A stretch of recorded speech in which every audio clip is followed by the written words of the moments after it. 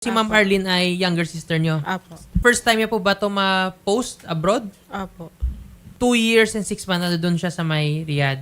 So basically, tapos na po yung contract na kasi usually 2 years lang naman Apo, eh. lagpas na po siya. So ano po daw nangyari, ma'am? Bakit hindi pa siya agad nakauwi at saka na-extend pa ng another 6 months? Ano po yung nakwento sa inyo, ma'am? Sabi niya po kasi dati, pag natapos na po yung kontrata niya, mag-extend daw po siya. Kaso lang, hanggang ngayon po, hindi pa nare-renew yung visa niya. Hindi pa po na-ready yung kanyang exit visa. Hindi pa po. Kaya hindi pa siya nakauwi. Apo. Ano daw po sabi sa kanya ng kanyang agency regarding dito? Yung pinsan ko po kasi nakakausap po, sabi ng pinsan ko na wala pa rin daw po update hanggang ngayon. So yung kausap po ni Ma'am Arlene ay pinsan ninyo. Apo, yun din po yung nakakausap ko ngayon. Yung pinsan ninyo nasa Riyadh din? Nasa Dubai po siya. Nasa Dubai din. Kamusta naman yung kalagayan naman ni Ma'am Arlene? Okay, healthy naman siya or may sakit po ba siya? Wala naman po yung sakit. Kahapon lang daw po sinaktan siya. Dahil daw po yung nasira daw po yung lababo, tapos sa kanya daw po binubuntod or sinisisi. Tapos pag nag-aaway na yung magnanay, yung galit ng nanay sa kanya binubuntod.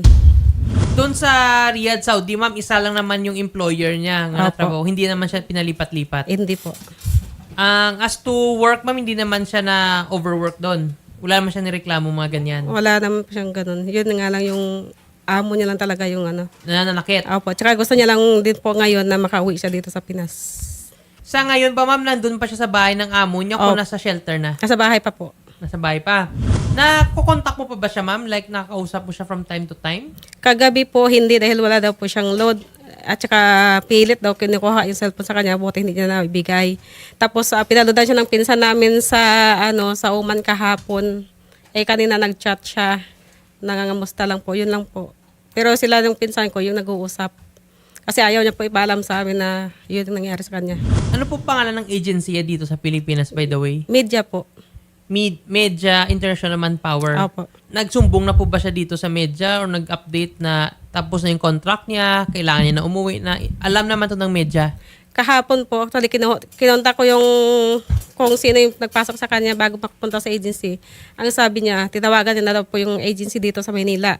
Tapos yung agency na lang daw po itatawag dun sa Saudi. Okay. Tapos ang chinat ko kagabi kung kamusta na, wala nang reply. Wala pang reply yung Media International. Yung tinawagan ko na tumawag dito sa agency. Ano po pangalan?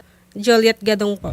Magandang hapon po sa inyo, Attorney Patricia. Ma'am, ano po ba, ma'am, ang update dito, ma'am, sa case po ni Ma'am Arlene? Actually, ngayon po na pinapacheck ko na agad doon sa ating welfare officer sa Riyadh and para makausap na agad yung FRA kasi upon checking at nakikinig ako ngayon sa nagiging usapan on air is nakalampas na siya, natapos na siya ng 2 years eh. Yes, ma'am. So, ngayon na nag-decide siya to repat, kailangan talaga sundin yung gusto ng kababayan natin. We will assist doon sa repatriation. Kami nakakausap doon sa FRA. Tapos tong PRA, patatawag ko rin dito sa OWA opisina ngayon para makausap ko din. Ayan po, thank you for that, Attorney Patricia, kasi it appears, based po sa nakwento po sa akin dito ni Ma'am Irene, na parang hindi po in-action na kasi ng PRA and matagal din yung pag-coordinate nila doon sa counterpart nilang FRA. Kaya naglagpas sa 6 months, hindi pa rin inayos yung exit visa ni Ma'am Arlene. Kaya hanggang ngayon, andun pa rin siya. Thank you for that, ma'am. Ang tutulungan na lang po natin yung OFW natin nga makauwi sila at saka mahabol nga by December, andito na po sa Philippines para po makasama yung pamilya niya for the Christmas season. Maasahan niyo po yan, Attorney Jetro. And nakita ko rin dito sa initial report na sinaktan siya ng kanyang amo kahapon. Dahil sa pagkasira ng lababo.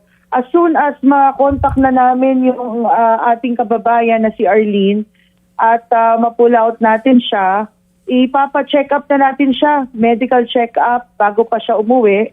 And we will coordinate na mahatid siya sa shelter natin. Yes po, ma'am. Mabuti naman po at mabilis talaga yung action po ng OWA tsaka na-monitor agad yung status ni Ma'am Arlene. Kasi itong mga agency, ma'am, hindi yata siya minomonitor eh. Kahit nga nabugbog na siya, sinaktan siya, wala pa ring action ng agency. Thank you for that, Attorney PY, no? Tsaka sa lahat po ng OWA po, sa mabilis ninyong action, ma'am. Maraming salamat po.